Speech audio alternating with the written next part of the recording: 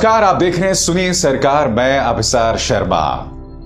अरे भाई, चौकीदार का काम था मकान की रक्षा करना, दुकान की रक्षा करना। उसका काम यह नहीं था कि वो घरों के अंदर झांकता फिरे, यह देखने के लिए कि आपके घर के अंदर क्या चल रहा है। अब आप कहेंगे कि आज मैं ये क्या बला लेकर आपके सामने आ गया हूं। खबर बहुत बड़ी है और न्यूज चैनल्स को यह फरमान दे दिया गया है कि किसी भी कीमत पर इस खबर को दबाना है।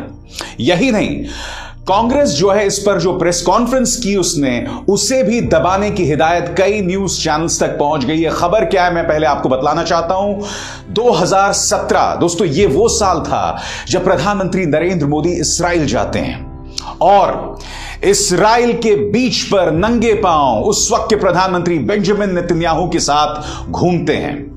और इस बैठक के दौरान, इस यात्रा के दौरान इस्राइल के साथ $2 अरब का समझौता होता है, $2 बिलियन। न्यूयॉर्क टाइम्स की इस पड़ताल से यह बात सामने उभर कर आई है कि इस $2 अरब में भारत ने इस्राइल से पेगासस सॉफ्टवेयर खरीदा था।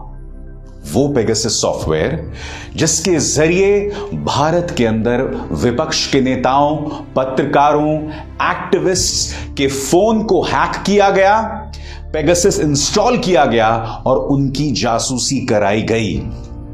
दोस्तों, अब तक भारत सरकार ने इस बात को मानने से भी इनकार कर दिया है कि उसने इस्राइल से पेगासस खरीदा था। मगर न्यूयॉर्क टाइम्स की खबर मोदी सरकार के चेहरे पर एक बहुत करारा तमाचा है। न्यूयॉर्क टाइम्स की इस खबर से स्पष्ट हो जाता है कि भारत ने इस पेगासस सॉफ्टवेयर को खरीदा और उसके जरिए अपने देश के नागरिकों की जासूसी करवाई, क्योंकि इस पेगासस सॉफ्टवेयर का इस्तेमाल सरकारें आतंकवादियों के खिलाफ करती हैं। मगर आज मैं आपसे पूछना चाहता हूं, इन चेहरों पर गौर कीजिए। राहुल गांधी, आप जानते हैं राहुल गांधी के फोन को हैक कब किया गया था? जब कर्नाटक में सत्ता परिवर्तन हो रहा था, यानी कि कांग्रेस और जेडीएस में से कुछ जो विधायक थे उनको खरीदा जा रहा था और फिर बीजेपी ने अपनी सरकार बनाई थी चोर दरवाजे से। उस वक्त राहुल गांधी के फोन को पेगासस के जरिए हैक कर दिया गया था। उसके बाद जब लोकसभा के चुनाव हो रहे थे 2019 में, जब कांग्रेस अपनी रणनीति बना रही थी, तब राहुल गांधी का फोन हैक किया गया था पेगासस के जरिए। और सिर्फ ये नहीं है, प्रशांत किशोर जब ममता बनर्जी के लिए पश्चिम बंगाल के चुनावों की रणनीति बना रहे थे, तब उनका फोन हैक किया गया था। अभिषेक बनर्जी, ममता बनर्जी के करीबी, उनके अपने रिश्तेदार और पश्चिम बंगाल में नेता, उनका फोन भी हैक किया गया था। और सिर्फ यही नाम नहीं है, आपकी स्क्रीन पर यह चीफ जस्टिस रंजन गोगोई। कौन रंजन गोगोई? वो चीफ जस्टिस जिन्होंने रिटायरमेंट के बाद बीजेपी ने सीधे इन्हें राज्यसभा भेज दिया था। कोई कूलिंग ऑफ पीरियड नहीं था।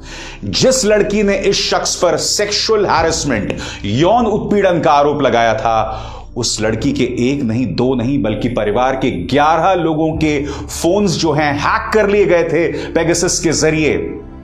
एक तो किसी को न्याय ना मिले सेक्सुअल हैरेसमेंट को लेकर, दूसरी तरफ उसके परिवार के जो सदस्य हैं उनका फोन पेगासस के जरिए हैक कर लिया जाए। इन पत्रकारों पर गौर कीजिए।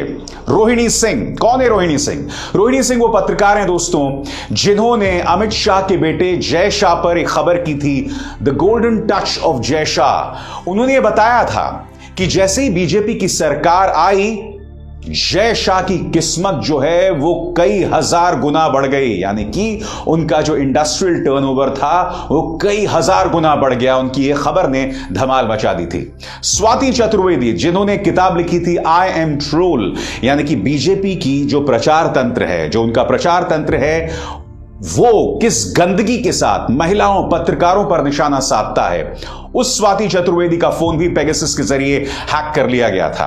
पौरंजॉय गुहा ठाकुर था वो पत्रकार जिन्होंने अंबानी और अडानी के खिलाफ कहानियां की थी, स्टोरीज की थी, उनका फोन भी हैक कर लिया गया था।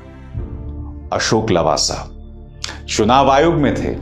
ये चुनाव आयोग के एकमात्र ऐसे चुनाव आयुक्त थे जो लगातार प्रधानमंत्री नरेंद्र मोदी और अमित शाह जिस तरह से चुनाव आयोग के दिशा निर्देशों की बखिया उधेड़ रहे थे, धज्जियां उड़ा रहे थे, अशोक लवासा